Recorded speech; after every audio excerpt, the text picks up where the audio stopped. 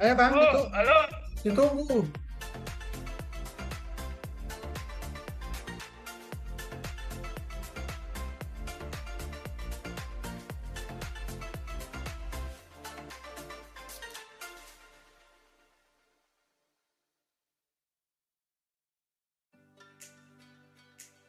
Halo Mbak Dita, Halo, Dita, Bu oh, Santi, apa kabar? baik. Bu, hari ini kita lagi nggak ada yang presentasi untuk ASA dari Acer ya, Bu ya. Jadi Mm-mm, pembukaan dari Bu Santi bisa mm-mm. langsung ke narasumber. Oh gitu, oke oke siap.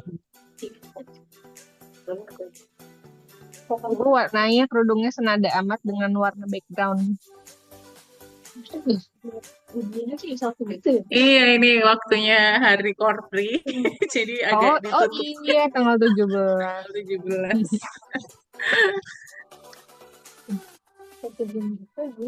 Pak James juga pakai korpri dong. Iya, Korpri. Kan saya orang pribumi.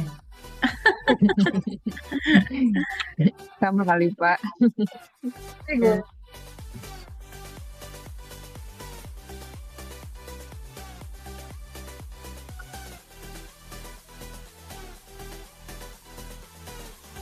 Tuh, Pak Nurul mana ini Pak Nurul?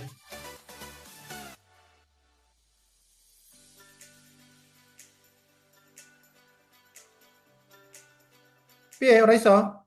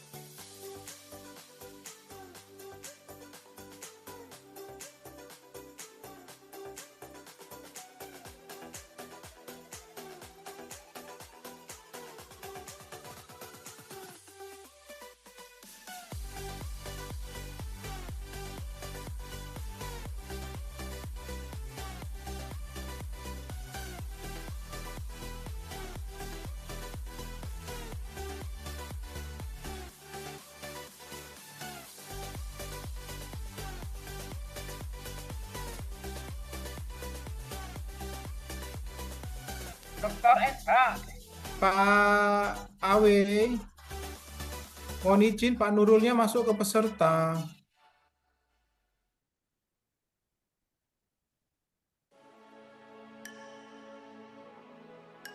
Iya, sama aku makanya masuknya link peserta juga Iya yang tuh, dikirim ke email. padahal sudah email ya, udah bener. Mm-mm. Sebentar, Tapi saya ngasihnya kayak username sama user sama ininya apa passwordnya.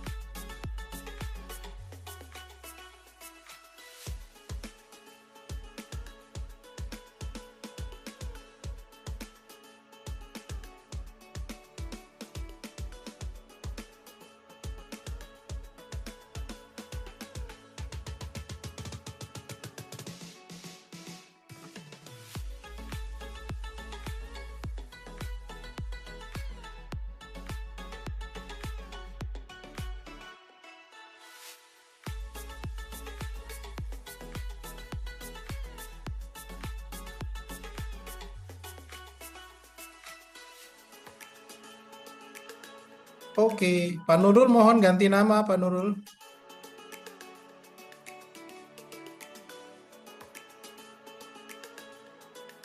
Pak Nurul pakai linknya Santi, jadi keluarnya Santi.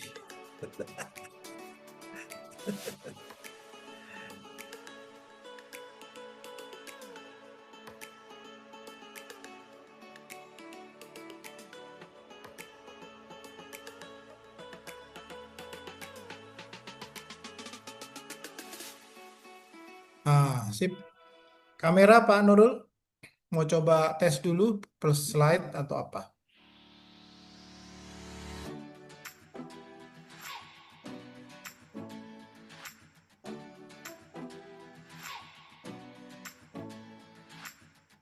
Bu Santi nanti sebelum mulai ada musik dulu ya. Nanti setelah Siap, musik siap. selesai otomatis kayak biasanya.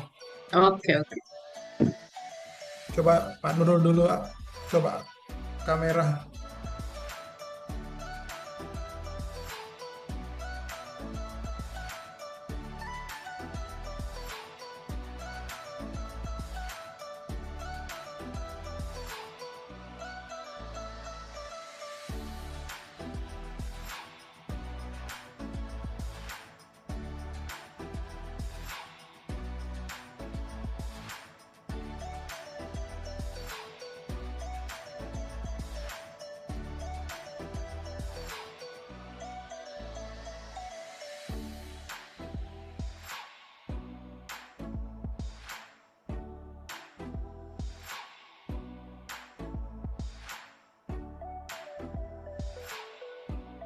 Mau coba dulu kamera.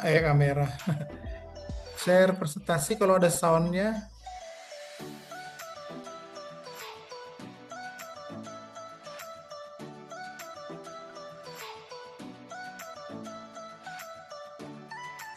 Pakai korpri semua nih, dua nih moderator, narasumber. Hari korpri, makanya saya pakai biru Kang. Biar Abdi mirip-mirip. negara, Pak.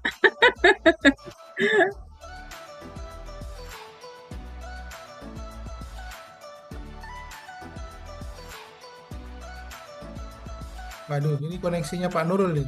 Kok, Pris?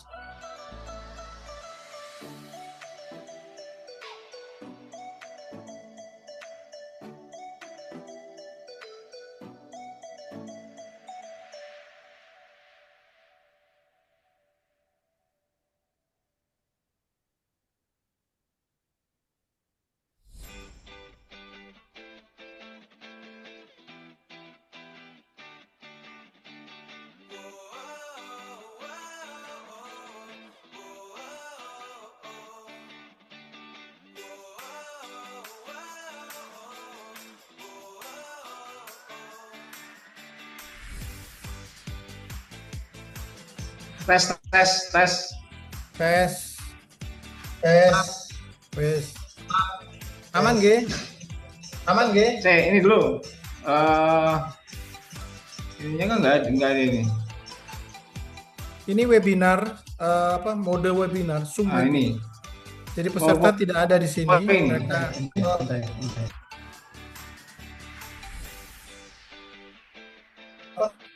mode Zoom webinar.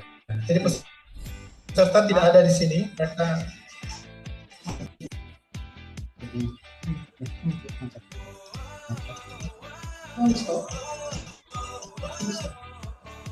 Mati meneh.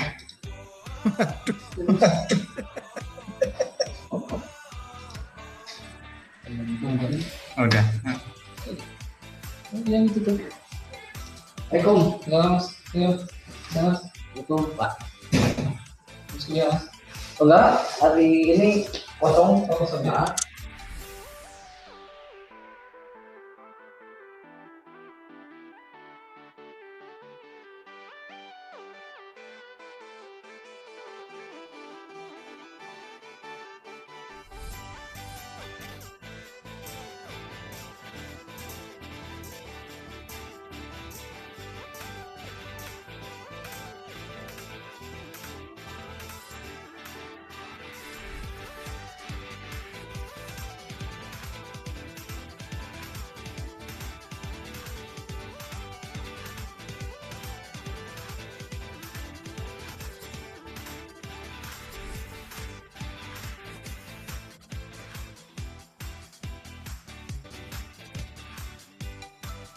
Udah bisa, Kang? Kita mau mulai. Udah bisa, Kang? Mau mulai.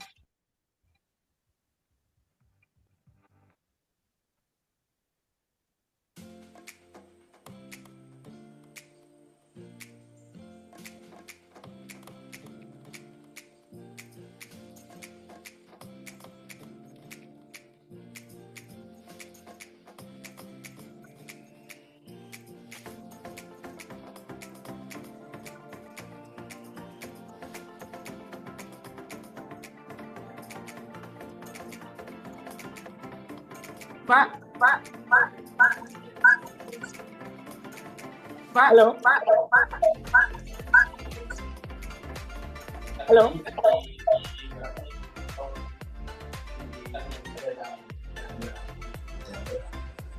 Kalau yang mau yang itu Mbak, kalau topiknya masih bisa ada itu ya Mbak. Oke, sudah Pak. Pak James? Sudah bisa. Sudah bisa. Ya. Share saya dulu Pak, share screen.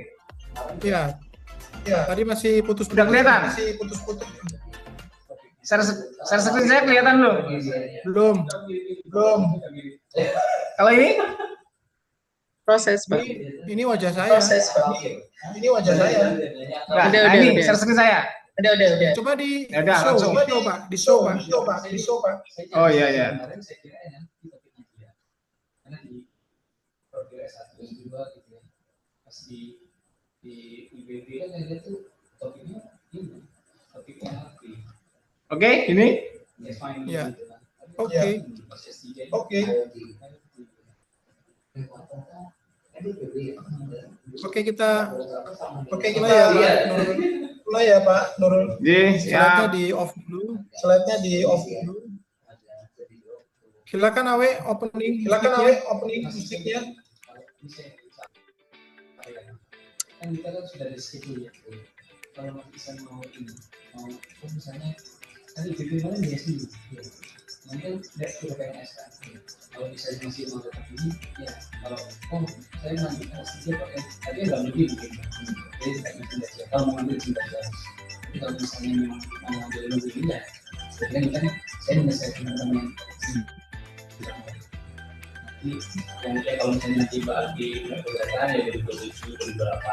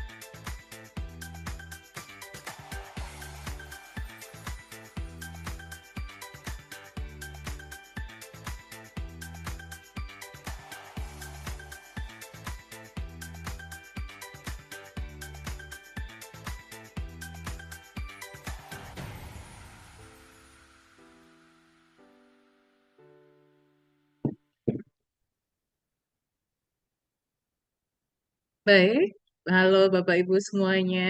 Assalamualaikum warahmatullahi wabarakatuh. Selamat siang Bapak Ibu guru serta siswa dari seluruh penjuru Indonesia. Senang sekali bisa bertemu dengan Anda semua di hari ini dalam kelas Live Acer Smart School Academy 2025. Saya Santi Kusuma Dewi, moderator webinar Acer Smart School Academy hari ini. Dan saya akan menemani jalannya acara spesial ini yang dipersembahkan oleh Acer Indonesia melalui inisiatif Acer Smart School Academy sebuah platform pengembangan diri jarak jauh tidak berbayar yang dirancang untuk mendukung peningkatan kompetensi digital bagi guru dan siswa di seluruh Indonesia. Webinar Acer Smart School Academy ini adalah bagian dari rangkaian Acer Smart School Award 2025, kompetisi dan apresiasi untuk para pendidik yang menerapkan transformasi teknologi di sekolahnya masing-masing. Sebelum kita mulai, mari Bapak Ibu kita berkenalan dulu. Silahkan menuliskan di kolom chat nama dan asal sekolah Bapak Ibu semuanya. Dan bagaimana kabar Bapak Ibu siang hari ini ya? Sudah makan siang tentunya. Dan kalau boleh sharing terkait judul webinar kita siang hari ini, apa tantangan pembelajaran digital yang sedang dihadapi oleh Bapak Ibu guru ataupun para siswa ya yang sekarang saat ini lagi bergabung di webinar pada siang hari ini ya. Siapa tahu nanti kita bisa bahas dengan narasumber hebat kita ya, Bapak Ibu semuanya tentang tantangan yang kita hadapi di sekolah. Oke. Baik Bapak Ibu, tidak berlama-lama untuk membuka ruang inspirasi, siang ini kita akan mendengarkan sharing dari narasumber hebat kita yang luar biasa dalam Acer Smart School Academy sesi hari ini. Beliau adalah Bapak Dr. Insinyur Nurul Hidayat SPT MKOM. Beliau adalah Wakil Dekan Bidang Kemahasiswaan dan Alumni Fakultas Teknik Universitas Jenderal Sudirman. Selamat siang Pak Nurul. Pak Nurul bisa mendengar suara saya? Selamat siang, Bapak. Selamat siang, Bapak. Ya, tadi. Selamat siang, Ibu Santi. Apa kabar? Dan selamat siang, Pak James, Ibu Anandita. Ya. Dan semuanya. Semua guru-guru yang luar biasa. Oke, udah terlihat semangatnya. Kita tidak sabar ya, Bapak Ibu, belajar banyak dari Pak Nurul nanti ya. Terutama hari ini kita akan membahas masalah terkait strategi menciptakan ekosistem pendidikan yang kreatif dan inovatif. Pastinya tantangan ya untuk kita guru bagaimana menciptakan kelas yang kreatif, inovatif agar siswa semangat belajar ya, mereka bisa bersemangat ya, Baik Bapak Ibu, tidak berlama-lama sambut boleh kasih reaction ya untuk Pak Nurul, waktu dan tempat kami persilahkan untuk memberikan sesi materi. Ya, terima kasih Ibu Santi Dewi ya yang luar biasa telah memandu acara pada siang hari ini. Tentunya juga kami ucapkan terima kasih pada Acer Indonesia yang telah memberikan kesempatan di webinar pada kesempatan kali ini, dan juga yang luar biasa Bapak James Thomaso yang telah memberikan mediasi ini ya. Di tentunya rekan-rekan semua, Bapak Ibu guru di seluruh Indonesia, jangan lupa nanti ikut Acer Smart School Awards ya 2025. Oke ya. Baiklah, pada kesempatan yang berbahagia ini ya, kami diminta untuk sharing gitu ya. Izinkan nama lengkap saya Dr. Insinyur Nurul Hidayat SPT MKOM ya. Kami juga punya media untuk berbagi ya, sedikit promosi nih ya, podcast. Ya, kita punya podcast namanya NH Podcast. Nanti ada banyak profesor-profesor IT juga di sana ya, ada Profesor Eko Indrajit, ada Profesor Uco, ada Profesor Joko Lianto, ada banyak hal yang kami kulik ya ilmu-ilmunya di podcast saya ya. Oke. Pada kesempatan yang mungkin sedikit ini saya katakan ya, saya ingin sharing terkait dengan bagaimana strategi pembelajaran kreatif dan inovatif ya. Tentunya di saat sekarang yang era serba cepat ya, kita sebagai pembelajar gitu ya, saya juga sebagai guru gitu ya, Bapak Ibu semua ya, ini terbukti ini ya Pak Bu Santi ya, kita pakai baju kebesaran, baju Korpri gitu loh ya. Jadi ini satu frekuensi tentunya kita ya sudah untuk memajukan anak didik kita gitu ya, untuk agile, untuk adaptif ya, mengikuti atau menggunakan teknologi informasi untuk kepentingan apa namanya proses belajar mengajar. Terutama Acer ini ya, Acer ini kan salah satu partner di apa ya percepatan teknologi ya, yang telah menyediakan banyak hal ya, tentunya bisa memberikan support gitu ya, baik tentunya infrastruktur tentunya, dan mungkin ke arahnya juga ke konten gitu ya. Artinya setelah infrastruktur diberikan, kalau kontennya nggak ada ya sama saja. Nah, gitu ya. Jadi harapannya dengan kesempatan ini kita bersama-sama kita ya. Saya juga ikut belajar juga nanti ya, ikut istilahnya sharing ya. Artinya dalam peserta didik ini kita akan sama-sama menumbuh kembangkan gitu ya. Terutama di abad 21-nya, abad informasi, yang setidaknya kita harus apa namanya mengedepankan proses pembelajaran yang tentunya apa ya, mengikuti perkembangan zaman ya, yang serba AI mungkin ya kita katakan ya. AI ini adalah saya kira asisten kita ya, bukan musuh kita ya, tapi bagaimana kita bijak ya menggunakan AI ini dalam proses belajar mengajar. Nah, tentunya dalam proses belajar ini tidak hanya menyenangkan ya, tetapi membekali siswa dengan keterampilan abad 21 itu setidaknya ada 4C ya di abad 21 ini ya. Nah, yang pertama tentunya adalah berpikir kritis ya, critical thinking ya. Kita mengajak di kelas gitu ya, bagaimana kita apa namanya memberikan motivasi, memberikan apa ya apa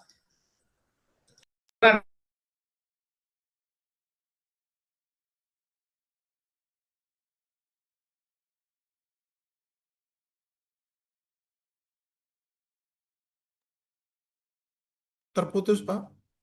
Terputus, Pak.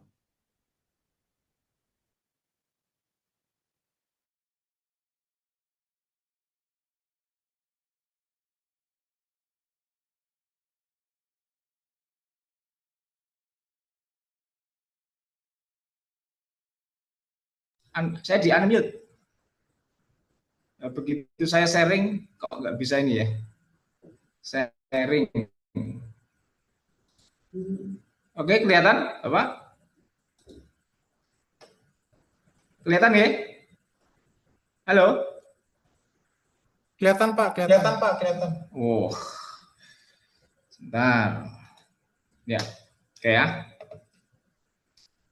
Lanjut ya, Pak James. Silakan, Pak. Silakan, Pak. Oke ya. Ya, jadi ini sekilas tadi belum saya sampaikan ya. Mungkin terkait riwayat saya ya. Jadi Bapak Ibu guru tidak perlu kecil hati dalam menyikapi perkembangan teknologi hari ini gitu ya. Teknologi itu sifatnya adalah mungkin satu apa ya, tool ya, yang kalau kita terus-menerus kita gunakan insya Allah kita akan apa namanya maksimal gitu ya. Ya. Saya sendiri mungkin Bapak Ibu melihat ya, saya sendiri S1-nya bukan di IT gitu ya, di peternakan gitu ya. Kemudian S2, S3 di ilmu komputer atau Fasilkom gitu ya, atau di bidang informatika ya, bersama ya, dan lain sebagainya. Ya, mungkin ini sekilas ya. Ini kontak saya nanti di 081227183132. Oke. Jadi saya kembali ke pendahuluan tadi ya. Jadi 4 hal yang harus disampaikan ya, yang terus kita apa namanya kuatkan ya kepada anak didik kita ternyata terkait dengan 4C tadi ya di abad 21, critical thinking ya. Jadi berpikir kritis gitu ya. Mungkin dalam tataran tertentu ya, mungkin untuk di SD saya kira critical thinking-nya berbeda dengan yang di SMP. Beda juga dengan yang di SMA, apalagi di perguruan tinggi ya. Jadi levelnya macam-macam cara menstimulus ya critical thinking ini tentunya. Yang kedua adalah creativity ya. Creativity ini adalah menumbuh kembangkan ya. Dosen atau guru sebagai fasilitator tentunya akan menstimulus ya dengan mungkin tugas-tugasnya ya. Bagaimana agar siswa itu kreatif dalam era digital ya. Mungkin dengan sumber belajar yang sudah optimal ya, yang tentunya ini memberikan wawasan ya terkait dengan digitalisasi bahan ajarnya dan sebagainya. Ya, artinya kreativitas ini akan menumbuh kembangkan anak didik ini akan lebih wawasannya semakin luas ya dengan dikenalkan sumber belajar yang ada di internet dan sebagainya. Yang ketiga adalah apa? Collaboration.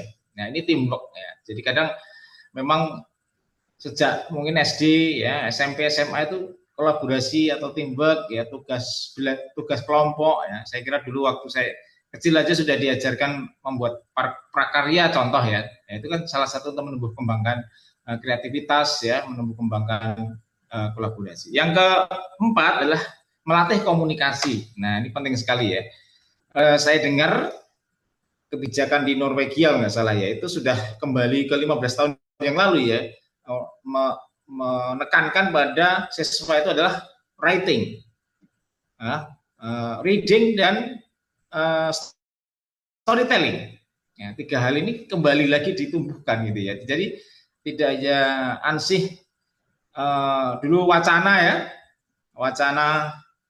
siswa itu sudah cukup pakai gadget gitu ya, yang isinya ratusan mata pelajaran ya, ternyata tidak menyelesaikan masalah.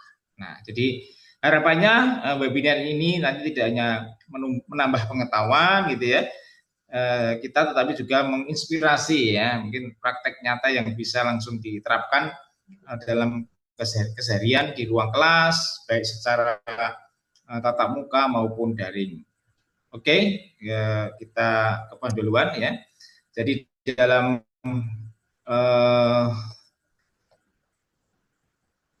slide ini kita melihat ya bagaimana pendidikan modern ya saat ini menghadapi tantangan yang cukup besar ya akibat pesatnya arus globalisasi ya, dan perkembangan teknologi ya. Perubahan ini tidak hanya berdampak pada kehidupan sehari-hari tentunya ya, tetapi juga secara langsung ya mempengaruhi cara kita mendidik generasi muda kita ya. Jadi kita akan menyiapkan generasi emas 2045 ya saat ini ya, tentunya dengan sebaik-baiknya ya, bagaimana kita mendekatkan ya knowledge, pengetahuan ini untuk siswa, bagaimana cara dan sebagainya, dengan tentunya pendekatan baik yang tradisional maupun modern, itu yang harus tentunya bisa diselaraskan ya. Jadi jika sebelumnya pembelajaran lebih banyak berpusat pada guru ya, atau istilahnya teacher center ya, maka sekarang terjadi pergeseran menuju pembelajaran yang lebih berfokus pada siswa ya, atau student center ya. Jadi artinya apa? Siswa menjadi subjek utama ya, yang aktif ya, sementara guru juga berperan sebagai fasilitator yang membimbing proses belajar. Nah, mungkin kadang kita berpikir Bapak Ibu ya, saat ini ya, jadi karena sumber pembelajaran yang luar biasa ya, dari berbagai link dari berbagai tool ya, mulai mungkin ada YouTube, ada Udemy, ada Coursera gitu ya. Nah, nanti di akhir nanti mungkin saya kasih tabel sumber-sumber yang mungkin perlu dimanfaatkan oleh guru dan tentunya pengajar nanti ya. Nah, itu tentunya kita akan terus untuk berinovasi ya dalam strategi pembelajaran menjadi sangat penting ya. Kita dituntut ya untuk menghadirkan pendekatan baru. Nah, jadi tidak monoton. Kalau dulu monoton ya, zaman waktu dulu awal-awal pakai slide ya, pakai PowerPoint gitu ya. Nah, itu materi-materinya monoton ya. Artinya dengan pendekatan baru ini biar mampu membentuk karakter membentuk sumber daya yang tentunya sumber daya manusia yang unggul, kreatif, ya, dan siap bersaing di era digital. Nah, istilahnya adalah tidak gaptek gitulah ya. Sekarang udah melek ya, literasi digital ya. Dulu kan masih literasi komputer, literasi teknologi, sekarang ke literasi AI. Nah, artinya AI ini akan menjadi kebutuhan dasar nanti ya di dalam pembelajaran itu ya. Kalau sebelumnya kan literasi dalam pemanfaatan Office dan sebagainya udah biasa ya. Sekarang AI ini akan menjadi kewajiban literasi dasar. Nah, dengan pendekatan ini kita tidak hanya melahirkan siswa yang cerdas secara akademis, ya, tetapi juga adaptif, inovatif, ya, dan mampu menjadi agen perubahan di tengah dunia yang terus berkembang. Itu harapan kita semua ya, dengan paradigma baru, perubahan-perubahan pembelajaran baru itu yang diharapkan seperti itu. Oke, Bapak Ibu yang saya hormati, dimanapun berada, gitu ya. Pada slide ini ya, poinnya kita akan membahas ya mengapa ya inovasi menjadi hal yang sangat penting ya dalam pembelajaran. Ya, inovasi dapat kita maknai ya sebagai ide, sebagai atau metode baru ya yang dirancang untuk meningkatkan kualitas proses belajar. Nah, itu harapannya seperti itu. Dan disinilah peran guru ya yang sangat krusial. Ya.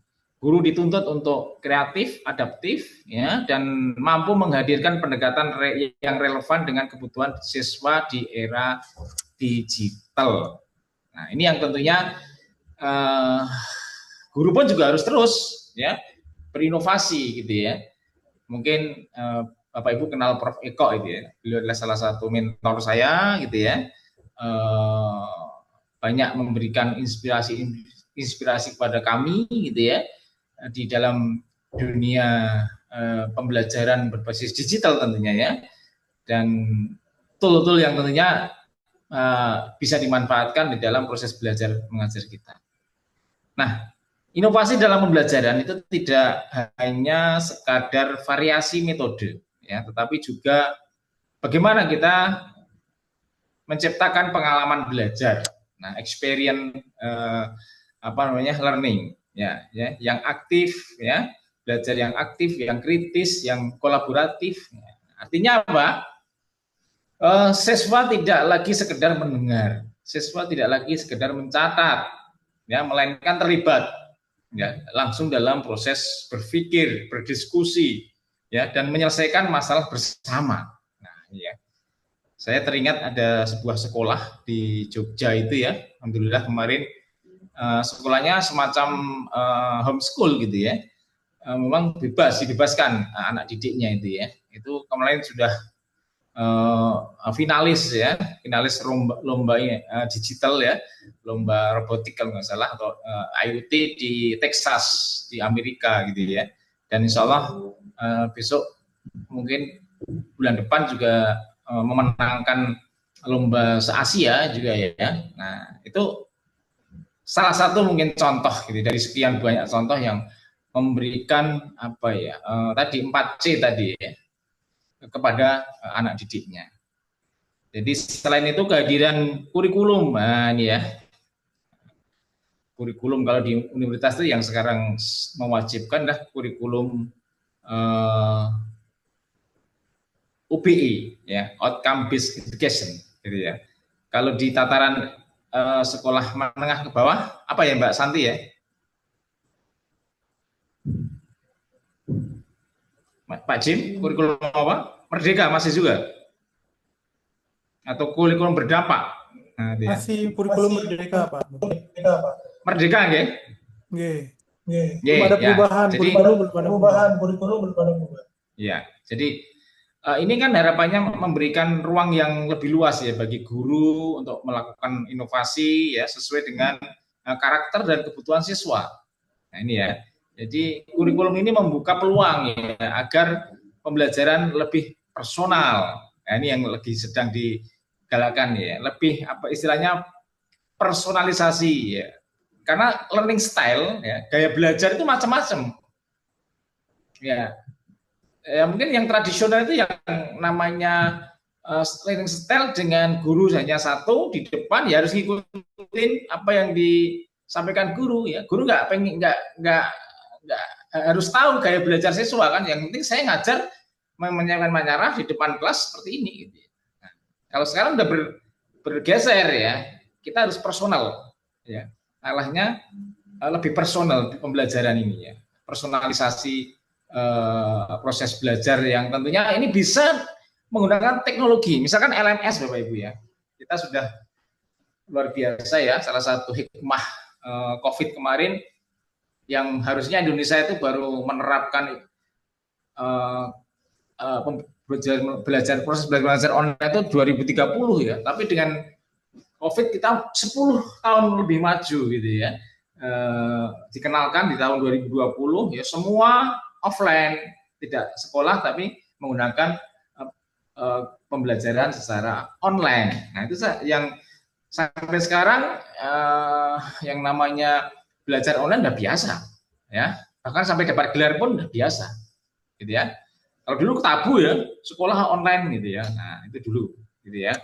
Jadi harapannya dengan inovasi gitu ya, bukan hanya pilihan melainkan kebutuhan. Tanpa inovasi, pembelajaran akan terus monoton dan kurang relevan ya dengan perkembangan zaman. Ya. Tetapi dengan inovasi ini ya, kita bisa menjadi ruang yang hidup, ya, menyenangkan, ya, dan tentunya mempersiapkan siswa menjadi generasi yang kreatif, mempersiapkan generasi siswa yang mandiri, menyiapkan generasi yang berdaya saing. Nah, tentunya dengan level berbeda-beda ini ya, di SD, SMP maupun SMA, dengan learning style yang juga berbeda-beda, menyesuaikan tentunya ya. Dan tentunya banyak pilihan untuk menjadikan siswa kreatif, menjadikan mandiri gitu ya. Nah, gurunya juga tentunya sudah mencontoh dulu. Nah, itu ya, lebih smart duluan gitu ya, untuk mempelajari tool-tool digital ya. Nanti di akhir nanti saya sampaikan.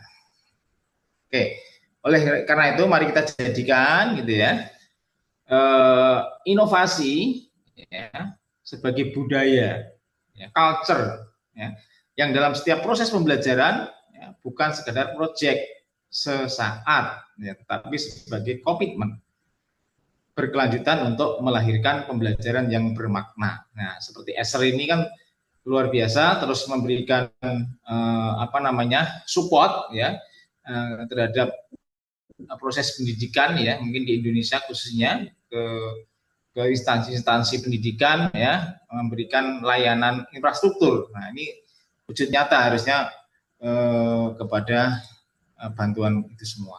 Nah, kemudian juga Bapak Ibu semua ya, yang saya hormati ya, sebelum kita berbicara lebih jauh ya tentang strategi pembelajaran kreatif dan inovatif ya, kita perlu memahami dulu landasan. Ya, landasan apa? Landasan teori tentang belajar ini saya kira agak cepat ini ya, Bapak udah paham semua. Apa sih yang pertama? Behaviorisme. Ya, teori untuk ini menekankan hubungan antara stimulus dan respon. Ya, belajar dianggap berhasil ketika siswa memberikan respon yang benar setelah diberikan stimulus tertentu. Ya. Jadi misalkan latihan soal dengan penguatan berapa reward. Nah, ini ya sering ya. Biasanya kan itu menjadi menarik gitu ya. Nah, setelah kita memberikan materi gitu ya. Nah, itu berbagai cara ya, mungkin dengan tool Kahoot, dengan tool Quizzes ya. Dan sebagainya, itu kan hasilnya bisa langsung live ya. Kemudian ada respon dari anak didik kita ya, kemudian kita kuatkan lagi mungkin dengan reward. Nah, itu biasanya akan memberikan dampak yang baik gitu. Yang kedua apa? Kognitivisme ya, teori yang lebih fokus pada proses mental siswa. Ya. Sekarang generasi stroberi tanda petik katanya ya. Ini juga kami beberapa hal ini di kampus ini ya, dengan ospek yang dengan cutting dan sebagainya, dengan kejulukan yang mungkin bervariasi mungkin ya. Mungkin saya kira nggak seperti dulu ya. Sekarang kan ada guideline ya untuk memberikan ospek ke mahasiswa baru kan ada guideline-nya ya, ada istilahnya SOP-nya ya, tidak ada kekerasan, ada bullying, tidak ada PPKS dan sebagainya, itu sudah jelas ya. Nah itu memang harus hati-hati sekali sekarang ya. Jadi kembali ke sini, kognitif ini artinya lebih fokus pada proses mental, bagaimana mereka menerima, mengolah ya, dan menyimpan informasi ya. Jadi ada seorang tokoh menjelaskan ya bahwa siswa memiliki tahapan-tahapan perkembangan kognitif yang harus kita pahami dalam mendesain pembelajaran ya. Jadi ada yang sama ya, dari yang mudah dulu gitu ya, bab pendahuluan ya, terus bertahap ya, bab 2 ya, kemudian agak lebih level 2 lebih agak tinggi lagi dan sebagainya ya. Itu harapannya memberikan sebuah kemudahan ke siswa. Yang ketiga apa? Humanisme. Nah ini ya. Jadi teori ini menekankan pentingnya kebebasan belajar, ya, aktualisasi diri, ya. Kemudian juga pemenuhan potensi setiap siswa. Setiap siswa berbeda-beda, tadi kembali ke personalisasi tadi ya. Jadi itu kalau dipenuhi artinya atau dikasih panggung lah siswa ini ya, insya Allah semua akan berperan gitu ya dengan kemampuan masing-masing ya. Jadi menurut tokoh Maslow ya dan Roger melihat ya bahwa keberhasilan belajar bukan hanya soal nilai, nah ya, tetapi apa juga soal bagaimana ya, siswa merasa dihargai dan berkembang secara pribadi. Nah, itu ya. Dua hal ini ya. Jadi nilai itu kayaknya sekarang kan ada beberapa sekolah malah nggak boleh kasih ranking dan sebagainya gitu ya. Jadi justru ke soft skill kalau saya bilang ya. Soft skill itu memang lebih ya bagusnya sih seimbang ya, soft skill dan hard skill gitu ya. Jadi bisa memberikan sebuah kontribusi. Terakhir kontrovisme ya, teori belajar kontrovisme adalah dalam teori ini belajar dipandang sebagai proses aktif, di mana siswa membangun sendiri knowledge-nya ya, pengetahuannya melalui pengalaman. Ya, misalnya menekankan pentingnya interaksi sosial ya dalam membangun pemahaman baru. Nah, ya pasti ya siswa ya yang namanya mungkin apalagi yang baru masuk gitu ya, ini harus hasilnya dididik dengan benar ya, diarahkan dengan benar ya. Jadi kalau yang terjadi kadang menolak, saya merasa dibully ya, saya keluar aja lah, nggak usah sekolah misalkan, itu kan bahaya sekali ya kalau sudah ada pemahaman seperti itu ya. Jadi siswa ini harus konstruktivisme, membangun knowledge ya, ini yang tentunya ekosistem yang harus dikedepankan.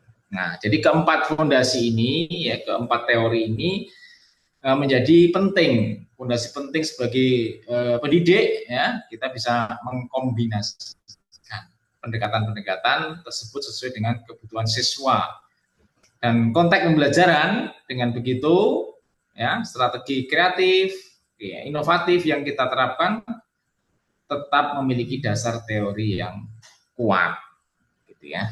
Oke. Lanjut. Nah, ini masuk ya. Masuk ke inti awal gitu ya. Bapak Ibu semua yang saya hormati ya. Jadi di era seperti sekarang gitu ya, peran guru mengalami transformasi yang sangat signifikan. Ya. Guru tidak lagi sekedar berperan sebagai pengajar yang menyampaikan materi, ya, tetapi juga sebagai fasilitator dan motivator sekaligus sebagai inspirator. Artinya apa? Guru berperan mendampingi, membimbing, sekaligus mendorong ya siswa ya untuk aktif belajar dan menemukan potensinya. Nah, ini ya, bagaimana ini ya? Artinya ini perlu guru lebih intent gitu ya. Dan juga memberikan motivasi ya, inspirator pada anak didik kita gitu ya. Tentunya yang mungkin jumlahnya berbeda-beda ya. Ini harapannya mungkin teamwork juga ya. Kalau hanya satu guru kan nggak bisa. Ini untuk bisa menemukan potensi siswa tersebut ya. Atau istilahnya apa? Passion gitu ya.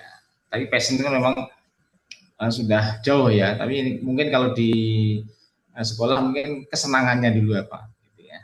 Nah, selain itu guru juga harus memiliki apa? Kemampuan literasi digital ya dan teknologi ya. Penguasaan media pembelajaran berbasis digital sangat penting ya, karena melalui teknologi kita bisa mendukung proses belajar yang lebih interaktif, lebih fleksibel ya, dan sesuai dengan kebutuhan siswa ya. Hal ini tidak kalah penting ya, adalah kompetensi utama guru ya. Tentunya kompetensi pedagogiknya ya, profesional ya, sosial dan kepribadian. Nah, dan yang selanjutnya keempat ya, kompetensi ilmiah ya, yang menjadi pondasi agar guru dapat menjalankan perannya dengan baik di era digital ya. Jadi tantangannya semakin luar biasa ya, harus melek teknologi, melek digital, nantinya bagaimana agar siswa yang tentunya juga mungkin lebih ya dia dalam hal tool ya, mencari ke sana kemari ya, dengan tidak hanya AI mungkin ya, dengan tool-tool yang lain. Jadi guru ya di era sekarang ya, itu bukan hanya mengajar, melainkan juga membimbing yang mampu memotivasi, menginspirasi siswanya. Ya. Dengan kombinasi peran serta tersebut, guru dapat menciptakan suasana belajar yang lebih efektif, kreatif, relevan, dan berdampak nyata bagi perkembangan siswa. Nah, gitu ya. Oke, kemudian, nah ini bagaimana metodenya? Ya, Bapak Ibu yang saya hormati, pada kali ini, pada slide ini membahas beberapa metode pembelajaran ya, yang inovatif, yang relevan untuk era digital. Ya, tujuan utamanya adalah mengembangkan keterampilan berpikir kritis, problem solving, dan kemampuan bekerja sama atau teamwork pada siswa. Nah, tiga hal ini tentunya sangat penting sekali ya, terus kita sampaikan ya untuk kita realisasikan dalam implementasi di proses belajar mengajar. Nah, metode yang pertama problem based learning, yaitu melalui pendekatan ini siswa didorong untuk belajar ya, untuk mengerjakan proyek nyata ya, mungkin ya sesuai dengan levelnya ya. Mungkin dulu prakarya yang tadi saya sampaikan di depan ya, proyek prakarya itu luar biasa ya, membuat sapu lidi dulu ya, membuat mainan dengan tanah liat ya, dan lain sebagainya. Itu nyata ya, yang tentunya problem based learning ini terus untuk bisa menyelesaikan solusi. Yang kedua problem based dalam problem based learning ini ya, tentunya siswa diberikan sebuah nyata tadi ya, kemudian bersama-sama apa? Menganalisa, mencari informasi dan menemukan solusinya. Ya, jadi proses ini sangat baik ya untuk melatih keterampilan berpikir kritis dan kreatif. Yang kedua adalah pembelajaran kolaboratif ya, dan kooperatif ya. Di sini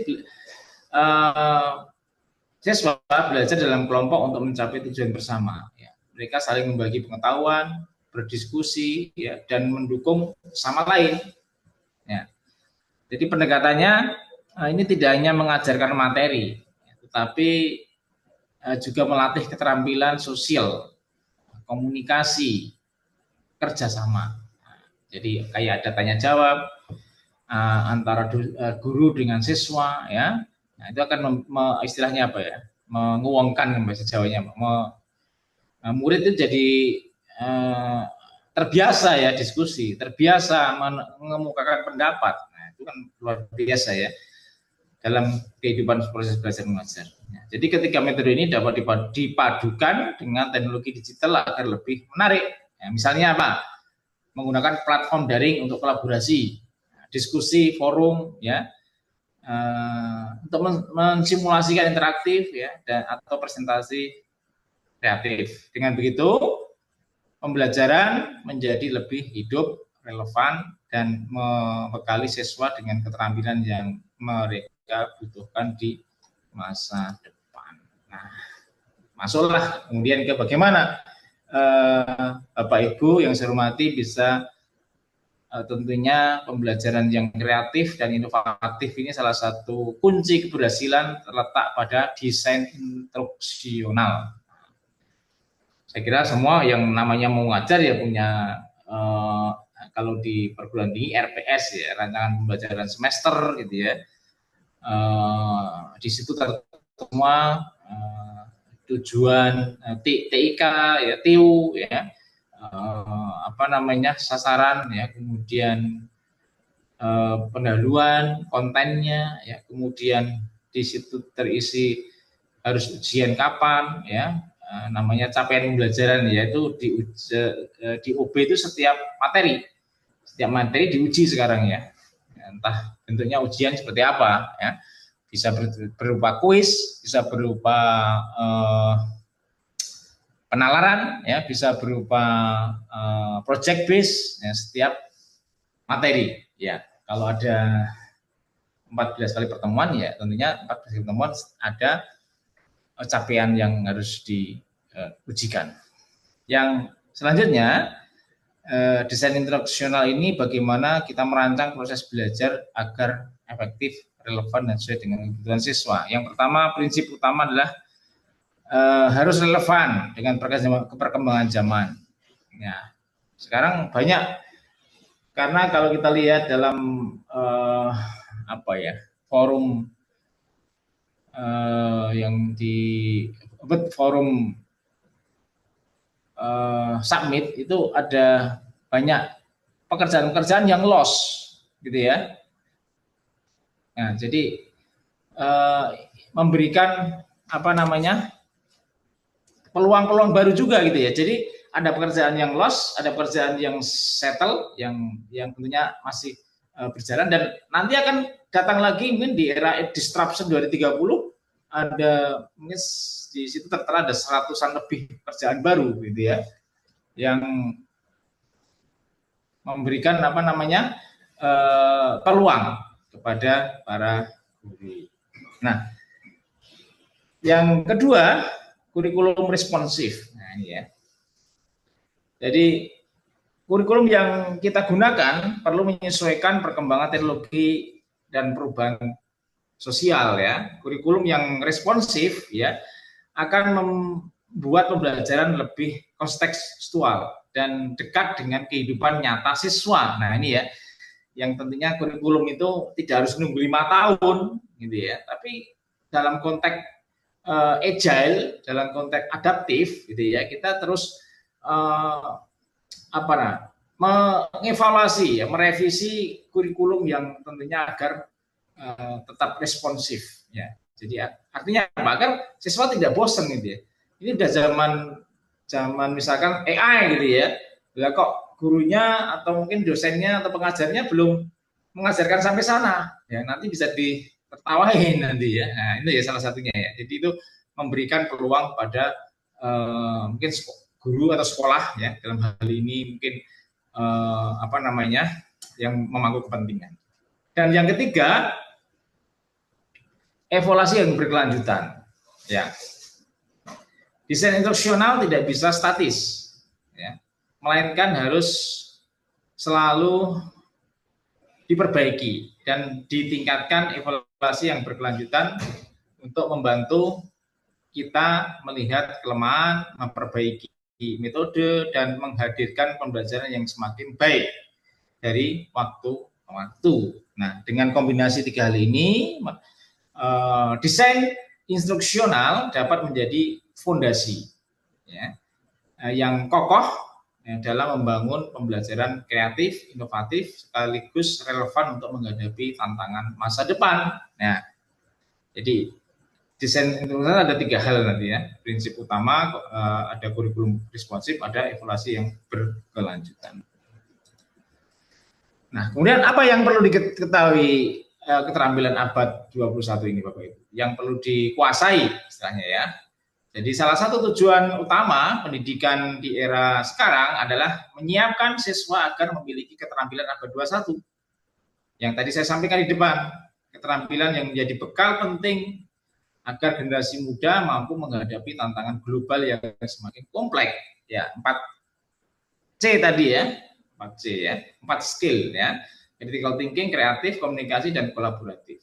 Nah, jadi keempat keterampilan inilah yang menjadi inti dari pendidikan modern. Ya. Siswa tidak cukup hanya menguasai pengetahuan, ya, tetapi juga harus mampu berpikir kritis, ya, menghasilkan ide kreatif, berkomunikasi secara efektif, serta bekerja sama dalam tim. Atau dalam hal inilah communication yang harus tentunya itu terus diupayakan untuk terus ya. Itu yang pertama. Yang kedua yaitu literasi digital atau media. Di tengah derasnya arus informasi ya, siswa perlu dibekali ini ya, bagaimana yang harus dikuasai ya, dibekali kemampuan apa? Menggunakan teknologi dengan baik, menggunakan teknologi dengan bijak, menganalisis informasi ya, serta memanfaatkan media digital untuk belajar. Ya, saya kira semua udah mampu ya bagaimana siswa untuk bisa mengoptimalkan misalkan apa YouTube, ada mungkin kalau tingkat nggak tahu di SMA ya, kalau perguruan tinggi Coursera, Udemy, mungkin sudah banyak platform-platform yang tentunya bisa dioptimalkan ya. Tentunya kita sebagai pengajar juga tidak ketinggalan ya untuk mengambil sertifikat di sana. Ya, di sana banyak sekali ya. Tentunya kita bisa memulai untuk itu. Ya. Dan yang ketiga adalah keterampilan problem solving berbasis teknologi. Ya. Generasi saat ini harus terlatih untuk menyelesaikan masalah digital, analisis data, maupun aplikasi-aplikasi yang dapat membantu mencari solusi secara cepat dan efektif. Nah, dengan mengintegrasikan keterampilan abad 21 ya dalam pembelajaran di sekolah ya, kita tidak hanya mencetak siswa yang cerdas ya, tapi yang tentunya yang mencetak siswa yang cerdas yang tidak hanya secara akademis ya, tapi bagaimana kita menyiapkan berkompetisi di tingkat global tentunya dengan adaptif dan kreatif. Ya. Next, nah, kemudian strateginya yang selanjutnya ya. Pada tahap ini ya kita masuk di strategi yang tentunya kita bisa dapat terus ya mengutamakan gitu ya, atau ya pelan-pelan gitu ya diterapkan gitu ya. Untuk memperkaya proses pembelajaran. Strategi ini membantu siswa tidak hanya memahami materi, ya, tetapi juga mengembangkan potensi keterampilan yang lebih luas. Misalkan pembelajaran berbasis inquiry. Ya, metode ini mendorong siswa untuk aktif bertanya, ya, mencari jawaban, ya, menemukan pengetahuan melalui eksplorasi. Nah, dengan cara ini, ya, rasa ingin tahu siswa tumbuh mereka menjadi lebih kritis. Nah, saya kira perlu sekali ya dalam menstimulus ya anak didik ya dengan berbagai cara ya, dengan digital juga bisa, dengan peragaan juga bisa ya, dan sebagainya. Itu akan menumbuh kembangkan perkembangan yang kritis. Yang kedua, diferensiasi sesuai keragaman siswa. Ya, setiap anak unik ya, memiliki gaya belajar, minat, dan kemampuan yang berbeda-beda ya, karena setiap orang punya kelebihan dan kelemahan. Nah, kadang kelebihannya itu tidak digali, nggak tahu kelebihan saya apa, karena memang tidak distimulus, ya, karena tidak didorong. Nah, itu yang tentunya harapannya kita sebagai pendidik tahu ya, guru bisa perlu merancang pembelajaran fleksibel agar semua siswa dapat berkembang sesuai potensinya, gitu ya. Yang ketiga, multi sensor dan gamifikasi. Nah, ini sudah sering ya, apalagi dengan digital ini pelajaran dibuat seperti game. Nah, dia artinya akan memberikan apa ya, pengalaman baru ya, dalam menyerap knowledge ya dengan cara game, ya, dengan cara multisensor dan sebagainya. Jadi dengan melibatkan berbagai indera, melihat, mendengar, bergerak, ya, serta memasukkan unsur permainan, pembelajaran akan terasa lebih menarik, lebih menyenangkan dan bermakna bagi siswa. Dan yang keempat, STEAM, ya, sains, ya, pendekatan sains, teknologi, engineering dan arts dan math. Ya, pendekatan ini menemukan apa? Integrasi berbagai disiplin ilmu, ya, untuk melatih kreativitas. Integrasi berbagai disiplin ilmu ini tentunya berpikir kritis, ya, serta kemampuan problem solving siswa. Ini banyak juga yang sudah pakai ini ya, pendekatan ini ya. Dan yang selanjutnya adalah pembelajaran berbasis komunitas dan service learning misalnya ya. Jadi siswa belajar langsung dari pengalaman nyata, langsung ke lapangan, diajak misalkan keluar kelas ya, atau yang homeschooling ini lebih lagi diajak ke misalkan ke perusahaan-perusahaan, kan lebih tahu ya. Kalau yang mungkin levelnya berbeda ya, level yang mungkin kelas bermain, kelas yang sudah SMA biasanya sudah ada STM, SMK sekarang ya, atau SMA ya. Itu mungkin lebih biar menstimulus hobi gitu ya, diajak ke perusahaan dan sebagainya. Dengan menggabungkan strategi lanjut ini, pembelajaran akan lebih kontekstual, relevan dan berdaya guna bagi perkembangan siswa di abad 21 ya. Kemudian tentunya, nah ini juga perlu ada yang namanya penilaian dan refleksi Bapak Ibu ya. Dalam ini pasti ya, yang namanya proses belajar mengajar ada evaluasi ya, sampai di kalau di perguruan tinggi ada OB itu, outcome based evaluation, itu hampir tiap materi ada CPMK-nya diukur gitu ya. Artinya sudah paham belum materi 1, 2 gitu ya, dengan berbagai cara mengukur gitu ya. Jadi ini harapannya penilaian yang autentik, penilaian refleksi dari diri guru ya, pengembangan berkelanjutan melalui CPD ini akan memberikan evaluasi yang objektif gitu ya, terhadap siswa-siswa kita.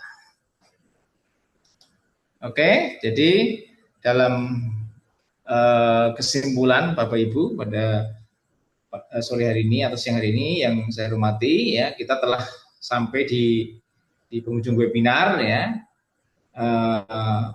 Tentunya dalam materi ini ya, mengenai strategi pembelajaran kreatif dan inovatif ya, mungkin perlu saya sampaikan di sini ya. Nah, satu contoh ini ya, tadi yang banyak saya sebut, dengan strategi-strategi yang bisa dipakai toolnya ya.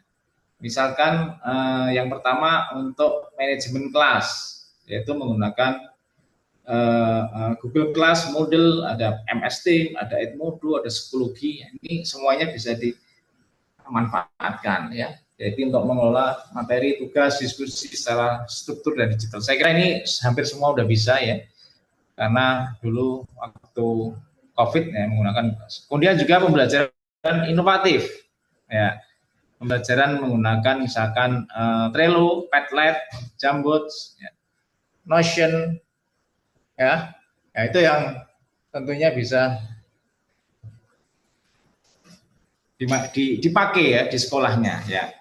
Mendorong siswa aktif, berpikir kritis ya, dan kolaboratif. Kemudian yang ketiga, strategi gamifikasi ya, atau motivasi. Ya. Nah, ini tadi saya sebut ya, ini juga sering dipakai Kahoot, Quizzes, GameKit ya, dan sebagainya.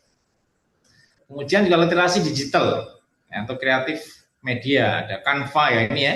Sekarang hampir semua bisa ya, orang yang tidak bisa desain ya dengan Canva ya, tiba-tiba desainnya luar biasa, atau karya digitalnya yang luar biasa ya, dengan PowerPoint-nya, dengan membuat flyer ya, semua bisa dikerjakan ya. Ternyata tidak hanya Canva, ada Powtoon ya, Animaker, ada CapCut, ada Filmora untuk video dan sebagainya ya.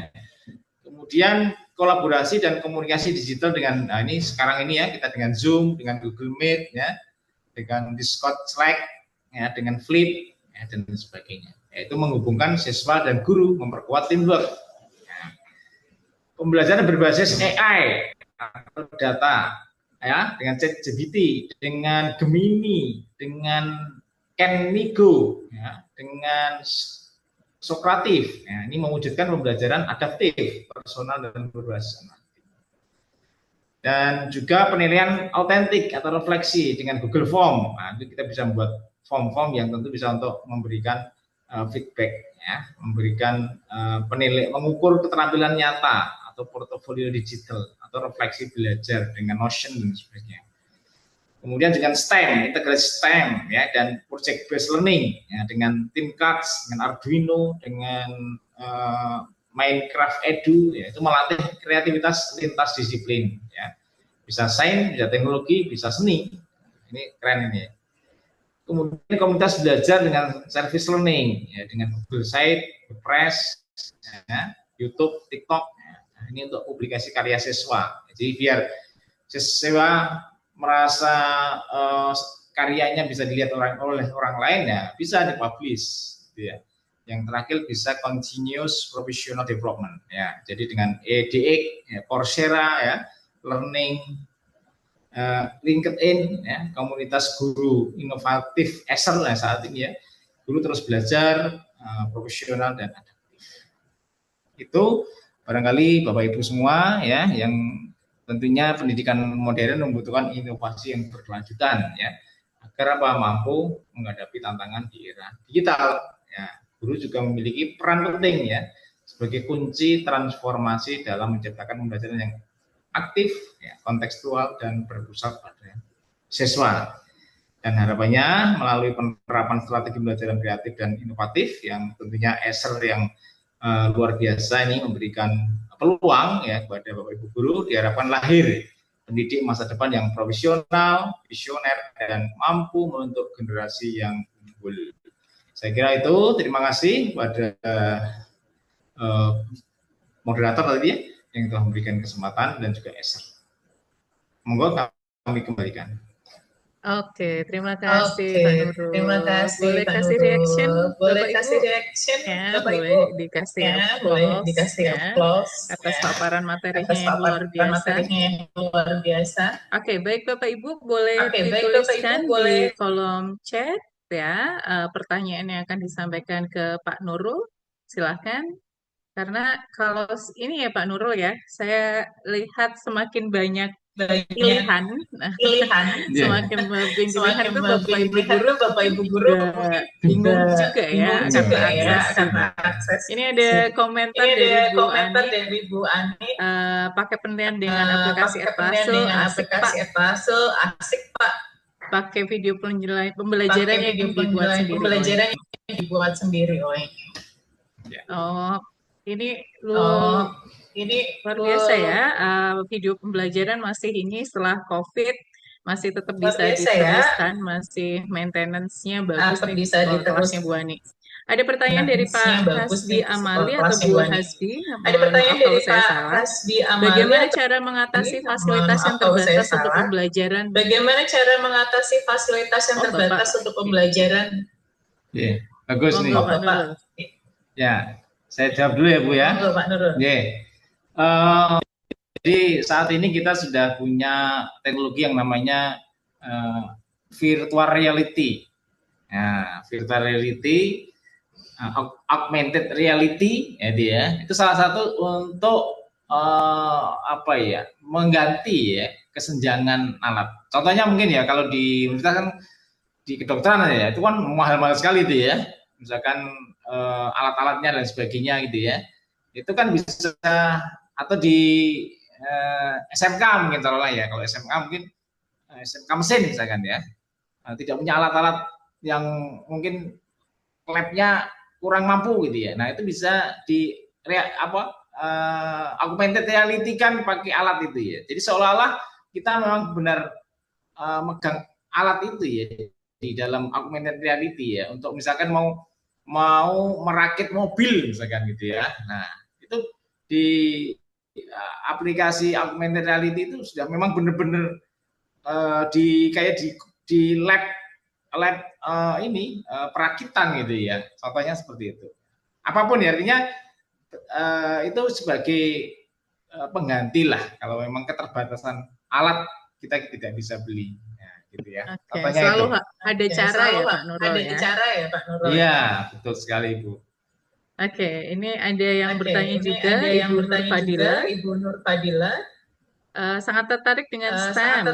Pak, bisa diberikan contoh penerapan yang Bapak pernah gunakan dalam implementasi pendekatan tersebut di perguruan tinggi? Misalnya saya jurusan psikologi, penerapannya seperti apa? Oke, ya mungkin kalau kami STEM-nya mungkin di teknologi ya, karena kami dari informatika gitu ya. Kemudian kami mungkin bisa dianalogikan ya. Kalau saya nyontohin di psikologis itu nggak paham saya ya. Nah, untuk kalau di informatika saya kira STEM ini pembelajaran yang tentunya pendekatan dengan berbagai bidang gitu ya. Nah, ini ada contohnya ya STEM ini ya. Contohnya misalnya ada di sekolah teman saya sendiri kebetulan yang menjadi pengelola gitu ya. Jadi penerapannya bagaimana siswa itu ya itu tadi. Yang pertama memang diajarkan dalam hal kebebasan tadi ya, kebebasan. Artinya dikasih fasilitas ya, misalkan yang ada yang senang robotik ya, ada yang senang misalkan IoT gitu ya. Nah, kemudian di situ kan diberikan apa ya, tentunya ada mentor ya. Mentornya pasti ya, karena mentor ini yang akan mengarahkan mengarahkan siswa yang tentunya akan belajar IoT. IoT itu contohnya misalkan akan membangun Arduino tadi ya. Arduino itu satu tentunya perangkat keras yang nanti bisa mengcombine gitu ya, teknologi misalkan dengan IoT, misalkan memberikan makan ikan di sebuah kolam dengan teknologi IoT. Nah, di situ kan akan banyak keterlibatan dengan metode STEM tadi ya. Bagaimana melihat secara teknologinya, secara seninya gitu ya. Nah, dengan seperti itu akan menstimulus siswa ya, akan lebih berkreasi ya untuk membangun itu. Itu bisa nanti di tekno Pak James? Pak James pernah ke sana kayaknya ya. Ini Pak Abdul itu ya. Ya. Iya Pak, dulu Teknonatura ya. Dulu Teknonatura. Ya, Teknonatura. Itu ada Teknonatura. Ya, itu siswa-siswanya ada pembelajaran STEM itu di sana juga seperti itu. Ya. Jadi mungkin diterapkan di sekolah Bapak Ibu ya, nanti memang berbeda-beda mungkin ya cara penerapannya yang digunakan mengimplementasikan pendekatan seperti itu. Misalnya harapannya tadi kalau psikologis mungkin beda lagi kasusnya ya dalam penerapan STEM ini ya. Jadi psikologi ini juga artinya memberikan pendekatan dengan teknologi saya kira juga luar biasa ya. Artinya dengan misalkan kalau teknologi psikologis itu pendekatannya apa ini ya? Melihat karakter orang gitu ya. Artinya ada aplikasinya gitu ya. Jadi psikologis orang ini nanti seperti apa sih gitu ya. Bisa diukur juga gitu ya dengan penerapan itu. pendekatan metode STEM. Ya, mungkin itu, Bu. Oke, sangat Oke, menarik ya sangat Bapak menarik Ibu. ya Bapak Mungkin Ibu. Mungkin ada pertanyaan lain. Ini ada dari SMA Al Amin, dari Pak Ajat Sudrajat. Ya, Assalamualaikum warahmatullahi wabarakatuh. Terkait dengan literasi digital untuk mendukung proses pembelajaran, tentunya kompetensi guru dan Sapras harus mumpuni terkait dengan digitalisasi pembelajaran. Sekarang permasalahannya adalah guru-guru di kami rata-rata kurang menguasai. Bagaimana cara menghadapi masalah tersebut? Mohon pencerahannya, Pak.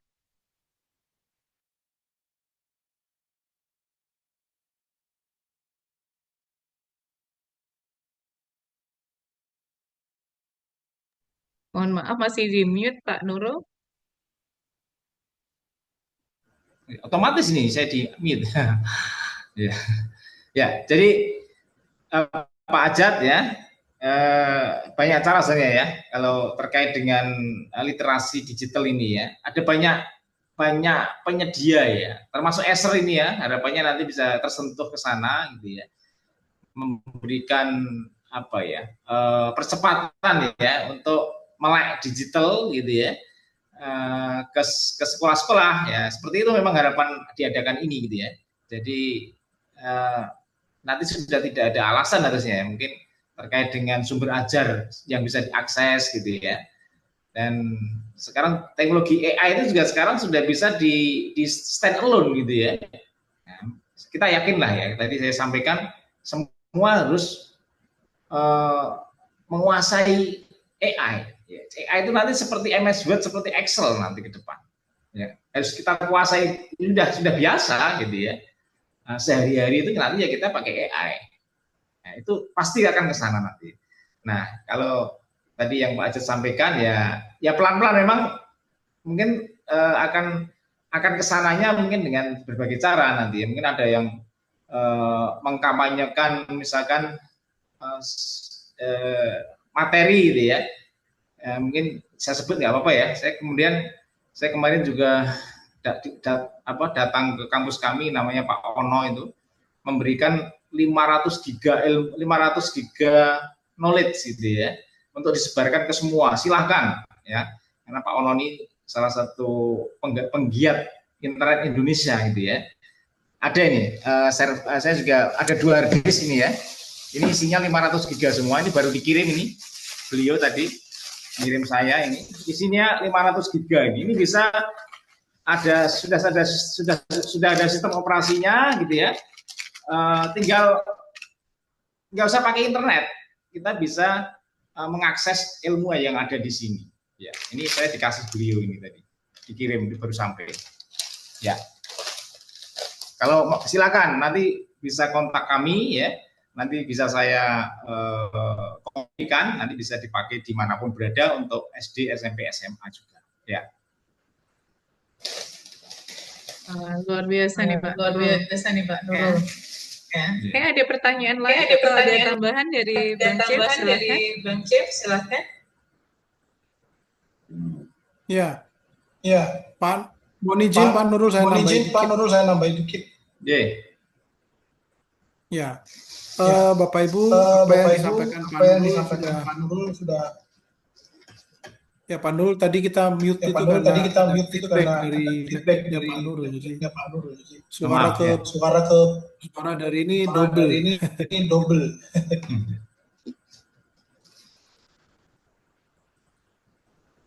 Ya.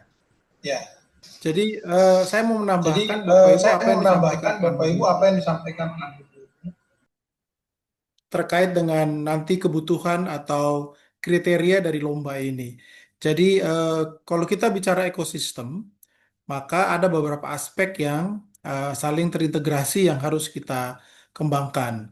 Yang disampaikan Pak Nurul lebih fokus ke pembelajaran, pedagogi gitu ya Bapak Ibu ya. Jadi pembahasan Pak Nurul ada di sana, memperkuat pada proses pembelajaran dan pedagoginya. Saya cuma ingin menambahkan begini bahwa kalau bicara ekosistem itu juga tidak lupa bahwa ada sistem lain yang perlu kita perhatikan ya. Contoh misalnya fisik. Kalau tadi adalah pedagogi, yang lain yang harus diperhatikan adalah fisik. Fisik itu artinya ruang. Kalau dalam bahasa kerennya gitu ya Pak Nurul ya, learning space. Jadi learning space-nya ada yang digital, ada yang non digital gitu. Kalau digital tadi Pak Nurul sudah sampaikan. Tapi kalau bicara learning space secara fisik, nah maka kita bicara ruang-ruang di dalam sekolah gitu. eh, Akan berbeda, bukan akan berbeda, sangat berbeda antara sekolah-sekolah di zaman dulu, di zaman saya, zaman Pak Nurul, mungkin Bu Santi juga merasakan gitu ya, atau mungkin masih sekarang masih ada, masih banyak gitu ya, di mana sekolah hanya ruang-ruang gitu, ruang kelas, ruang lab, ruang guru, ruang administrasi gitu. Tetapi di beberapa negara bukan bukan hanya ruang-ruang itu, tetapi juga ada learning learning space dan ada juga yang menyebutnya sebagai student space. Student space itu bukan ruang belajar, tetapi ruang terbuka yang dikelola, ditata, di mana anak-anak di saat jam istirahat atau dalam apa namanya ekstrakurikuler waktu di luar pembelajaran, mereka bisa berkumpul gitu. Saya coba share beberapa gambar ya Bapak Ibu. Ini mohon maaf di luar negeri ya Bapak Ibu. Eh,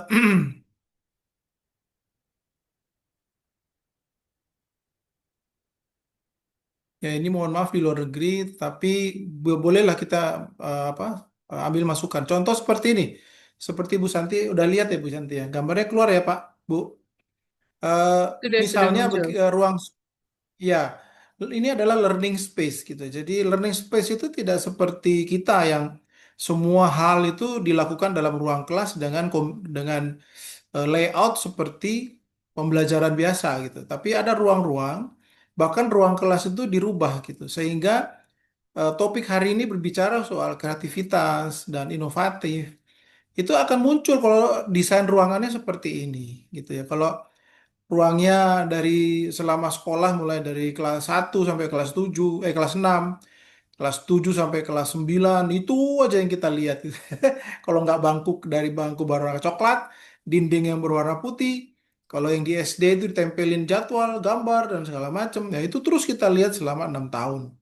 Nah, kalau di beberapa negara mereka sudah merubah ruang belajarnya menjadi learning space karena mereka mendorong timbulnya kreativitas. Nah, ini yang saya kemarin diskusi sama Pak Nurul. Nanti di kampusnya Pak Nurul kita coba bikin yang begini-beginian gitu.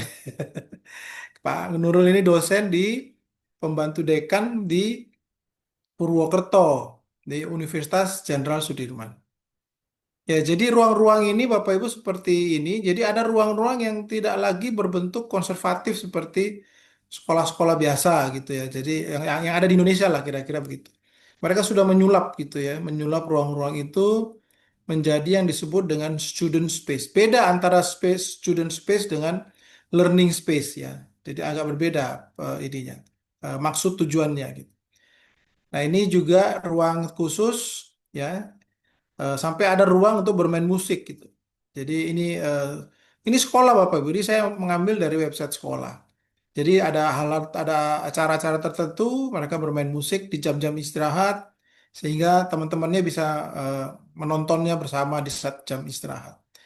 Dan mereka serius untuk mengerjakan itu Bapak Ibu ya. Jadi bermain musiknya bukan asal-asalan ya, bukan asal bermain bernyanyi gitu bukan. Ada juga sekolah, ini contoh sekolah yang ada di luar negeri, mereka punya radio, Pak Nurul punya dan Bu Santi. Jadi mereka buat radio, jadi yang menyiarkan anak-anak ya, walaupun dibantu oleh guru, ini di India ya. Anak-anak yang operator, mereka siaran tidak setiap hari pasti ada siaran. Saya baca di websitenya mereka siaran setiap hari gitu, dan penggemarnya banyak gitu ya, bukan hanya teman-temannya, tapi juga anak-anak sekolah gitu. Anak-anak sekolah dari tempat lain, dari negara lain, bahkan dari negara lain katanya, karena berbahasa Inggris gitu.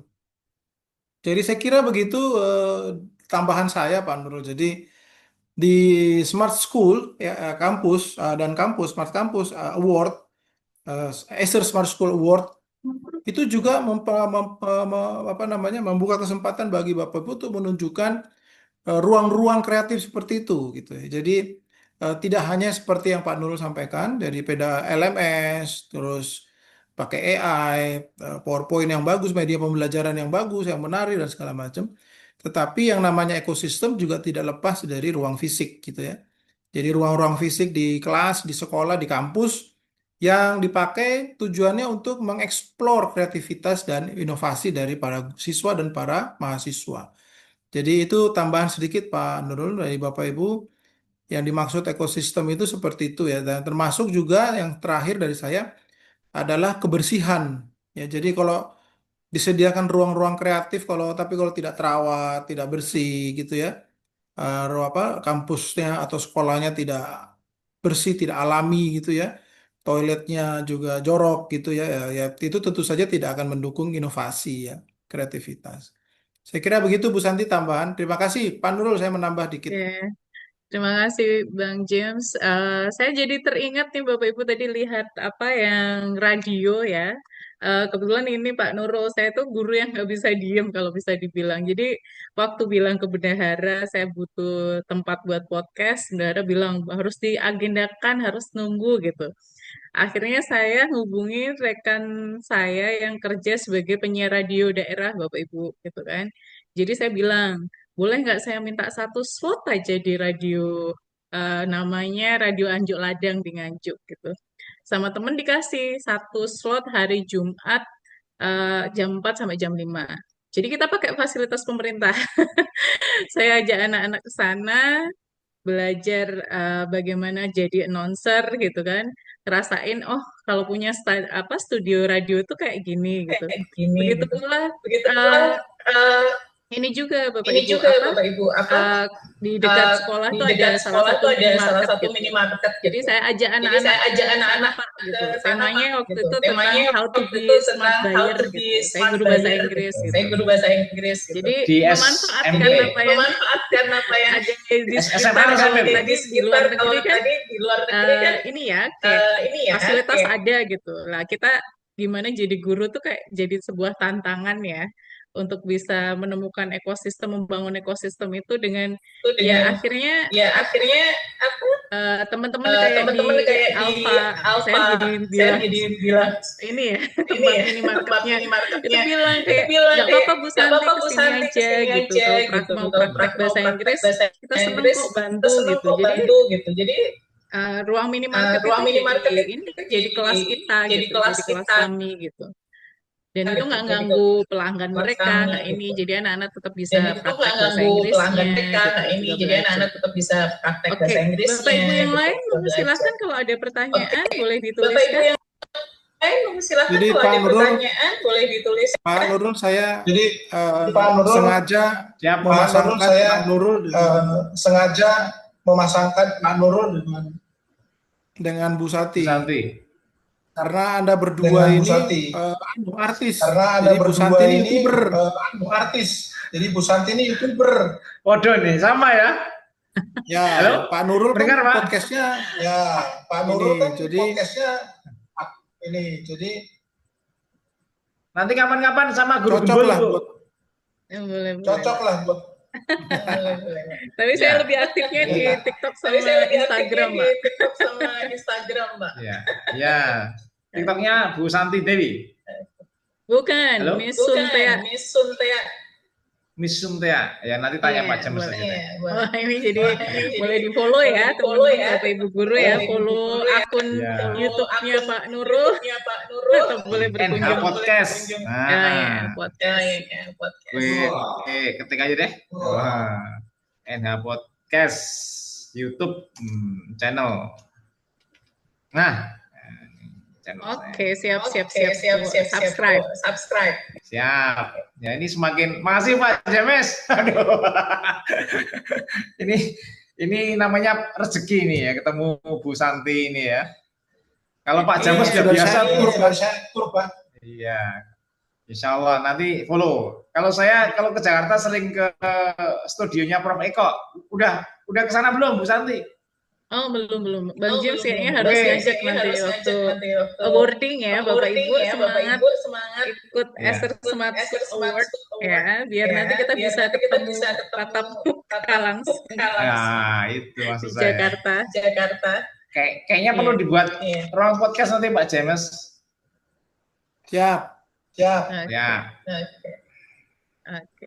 Baik, Bapak Ibu Baik, masih ada Bapak Ibu, pertanyaan, masih ada silahkan di ini pertanyaan, silahkan di ini ketikkan di kolom ketikkan di chat kolom karena chat karena memang sangat menarik memang ya sangat Bapak menarik Ibu ya Bapak Ibu tentang bagaimana tentang tantangan bagaimana kreatif tantangan dan kreatif dan inovatif inovatif dan memang dan Indonesia memang itu luas Indonesia ya itu Bapak luas Ibu. ya Jadi Bapak Ibu. Jadi inovatif itu inovatif itu tidak selalu tidak di-link sama selalu di-link sama teknologi, tapi teknologi, bagaimana tapi bagaimana kebermanfaatan itu ke kebermanfaatan siswa, itu ke siswa, ya, bagaimana ya, Bapak Ibu bagaimana tahu Bapak Ibu tahu karakter, karakter, background, ya, itu yang terpenting, ya. Jadi dari yang sudah dipaparkan Pak Nurul atau Pak James tadi adalah tantangan, ya, tantangan buat kita semua Bapak Ibu guru, ya, bagaimana mengelola keterbatasan itu jadi sebuah kelebihan gitu ya Bapak Ibu. Jadi akan sangat luar biasa kalau kita sebagai guru. Saya itu kadang gini Bapak Ibu, untuk memaintenance kualitas kita sebagai guru, meskipun saya di kota kecil nih ya, namanya Nganjuk, mungkin Bapak Ibu nggak pernah denger gitu, tapi saya pengen bahwa anak-anak di kelas saya itu punya guru kualitasnya sama seperti guru-guru di sekolah internasional gitu. Jadi saya ngenalin anak-anak beberapa teknologi agar nanti anak Nganjuk ini kalau ketemu anak kota nih ya, wah aku sama guruku diajarin tentang ini, oh aku juga gitu. Jadi mereka punya kepercayaan diri itu. Jadi itu tumbuh gitu. Jadi ekosistem itu juga didukung dengan kita melibatkan kolaborasi dari orang tua, dari pihak sekolah, stakeholder gitu kan, komite gitu, peran komite dihidupkan gitu. Bagaimana agar apa inovasi dan kreativitas yang Bapak Ibu punya itu bisa benar-benar bisa dilakukan gitu. Jadi jangan merasa dengan keterbatasan Bapak Ibu jadi udahlah ngajar gini-gini aja gitu kan. Jadi dengan ikut SR Smart School Academy seperti ini, menurut saya itu sudah jadi langkah awal, langkah yang luar biasa. Bapak Ibu berarti menyadari bahwa pentingnya bahwa pendidikan itu harus bertumbuh, ya, harus diberi penguatan, ya, dan harus ada peningkatan juga, ya. Bapak Ibu harusnya siang-siang gini istirahat, tapi Bapak Ibu memilih untuk bergabung belajar dari Pak Nurul, dari Pak James, ya. Jadi di sini adalah bukti bahwa Bapak Ibu pengen memberikan yang terbaik buat murid-murid, ya. Oke, ini ada satu pertanyaan lagi Pak Nurul dari Pak Ahmad Rohim. Bagaimana ekosistem sekolah di desa seperti kami yang serba terbatas fasilitas, ANBK saja guru dipinjam laptopnya untuk memenuhi biar bisa ANBK. Silahkan Pak Nurul. Luar biasa ini ya. Eh, saya juga lagi punya program ngapak digital. Ngapak. Kebetulan saya dari Banyumas ini ya. Bagaimana digitalisasi di desa-desa. Ya, jadi mungkin bisa jadi kolaborasi ini nanti ya. Artinya sekolah di desa ini kan ya salah satunya mungkin ini yang tadi Pak Ahmad sampaikan ini tadi ya. Keterbatasan infrastruktur gitu ya. Nah, mungkin barangkali kehadiran mungkin di kerjasama antara desa dengan yang di situ mungkin ada perangkat desa dan sebagainya itu akan tercipta nanti ke depan ya untuk penyediaan infrastruktur ya. Tapi dalam kaitannya infrastruktur, kalau yang internet mungkin bisa dijembatani dengan program yang ini. Jadi akses bahan, akses apa namanya konten, tapi tanpa dengan jaringan. Ya, jadi ini sudah dikasih semacam apa namanya, ya mungkin istilahnya sistem operasi ya. Kemudian pakainya ini Linux ya, pakai Linux. Ya. Jadi dengan alat artinya harddisk ini nanti dipasang di satu komputer, nanti kemudian dikasih wifi, nanti yang lain koneksinya ke komputer itu, gitu ya. Ini dalam hal mungkin infrastruktur internet ya. Tapi kalau infrastruktur peminjaman laptop, dulu nggak dapat ini Chrome ya Pak. Chromebook ya. Chromebook gitu ya. Nggak kebagian dulu ya Pak ya gitu. Nggak, artinya saya kira untuk infrastruktur terus akan artinya ya pastilah artinya pengadaan ya tidak langsung banyak kan gitu ya, bertahap gitu ya. Masa ya dinas tidak melek gitu ya untuk menyamaratakan itu ya dalam hal ini mungkin infrastrukturnya ke sekolah-sekolah ya. Ya, ini saya kira dengan era kan literasi digital ini kan karena wajib gitu ya, dimanapun berada gitu ya, apalagi sudah dengan ada teknologi apa itu, kalau mungkin ya mungkin masih mahal ya, Starlink gitu ya. Nah itu kan mau di Gunggung mau di mana ya, ya itu kehadiran pemerintah lagi kan, itu yang bagaimana akan di daerah dimanapun berada ya sudah sebenarnya tidak ada kendala terkait dengan itu, harapannya gitu ya. Saya kira akan terpikir ke sana pemerintah ya untuk infrastruktur ini. Seperti itu mungkin Pak Ahmad ya. Oke, terima kasih Pak Bantu Nurul. jawab, Bantu jawab nanti. Oh, silahkan. Silakan. ya. Ya, Saya coba share saya lagi coba satu share gambar. lagi satu Itu foto. gambar. Itu foto. Peserta ASA, Peserta kalau nggak ASA salah 2 tahun lalu salah itu 2 Mbak tahun lalu Santi, itu Mbak Santi, yang dari Papua. yang dari Papua. Nah ini. Jadi Bapak Ibu sekolah Jadi mereka Bapak itu Ibu sekolah mereka itu karena terbuka, karena halamannya terbuka, luas. halamannya luas. Ya, ini mereka menatanya seperti ini. Jadi eh, sangat sangat sangat didesain, bukan sangat, tapi didesain dengan bagus gitu, Pak. Abang bukan sangat, tapi didesain dengan bagus gitu. Jadi anak-anak senang di Jadi situ dan anak-anak mereka senang bisa dan bermain mereka dan bisa belajar di situ. dan belajar di situ. Ya, karena mereka di Karena mereka Papua di punya Papua luas tanah masih besar-besar ya Bapak Ibu ya. Kemudian ini di Afrika, kalau nggak salah sekolah di Afrika ya belajar di ruang terbuka. Mereka pakai panggung GP mini begitu dan mereka bisa belajar di sini. Jadi maksud saya mau mengatakan begini Bapak Ibu, eh, yang saya maksud ruang student space maupun learning space itu bukan berarti seperti memang contoh saya di awal di kota gitu, sekolah di kota, tapi inilah yang namanya kreativitas. Jadi di mana lokasi kita itu tidak tidak harus mengatakan bahwa student space, learning space itu hanya cocok di kota gitu, bukan begitu. Tetapi dimanapun, baik di desa itu juga kita bisa menciptakan karena sekolah-sekolah di desa, di daerah tertinggal, kalau kita bilang 3T itu pada umumnya masih punya space yang sangat luas, ruang-ruang terbukanya masih banyak gitu Bapak Ibu. Tadi ada pertanyaan di lorong, bagus Pak di lorong, cuman kalau lorong-lorong yang sempit seperti itu biasanya disiasati dengan interiornya yang bagus, misalnya catnya Pak. Jadi catnya juga bukan hanya alatnya, tapi juga dekorasi cat. Cat dibikin sangat bagus sehingga ruang sempit jadi kelihatan terbuka gitu.